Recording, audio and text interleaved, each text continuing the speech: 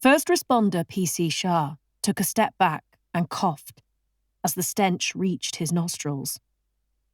Metallic, tangy, like rust on an old banger that was destined for the great scrapyard cruncher in the sky.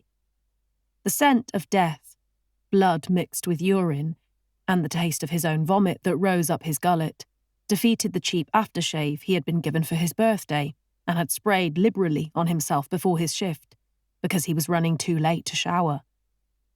It was the time of the year when summer hoped to subsume spring. The nights got a bit longer. The trees had leafed out, but there was still a nip in the air, belying the date on the calendar. The previous week had heralded unexpected heat, an early hurrah for barbecues and shorts, as residents, like the remaining pink blossom on a cherry tree, clung on to warmer weather for every minute they could. This night, however, was blown through by a hardy wind. It was time to batten down the hatches. Earlier, from his bedroom window in his shared flat, P.C. Shah could see the detritus of the season's change. Plastic recycling bins outside the building full of empty beer and wine bottles, disposable barbecues abandoned next to dustbins, and a solitary broken garden chair on its side in the front garden of the building next door. The view was very different in this cul-de-sac, which Control had sent him to following a 999 call.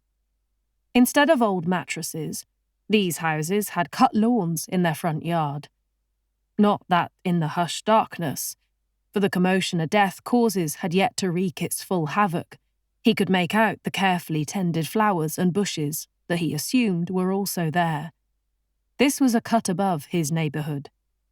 Here lived money, cars that didn't have dented bumpers or scratched paintwork, and front doors he guessed had been painted in Dulux's mix-your-own version of a Farrow and Ball shade. Middle-class aspirations. People who weren't just passing through, but stayed for years and cared about their appearances. They'd made it onto the property ladder, and their own 3-bed semi or 4-bed detached was their precious castle. Precisely what he wanted to achieve for himself one day. The 999 call mentioned murder. P.C. Shah began to secure the scene. A garage with its door slightly ajar, carefully searching for evidence. Nothing must be touched. No one to come in or out. The house appeared to be empty, for nobody had answered the front door when earlier he had knocked repeatedly. The curtains in the visible windows were open, revealing blankness behind them. Perhaps the residents were away. Despite the sporadic swoosh of wind rocking boughs, the night was eerily quiet. Only a snatch of birdsong pierced the silence.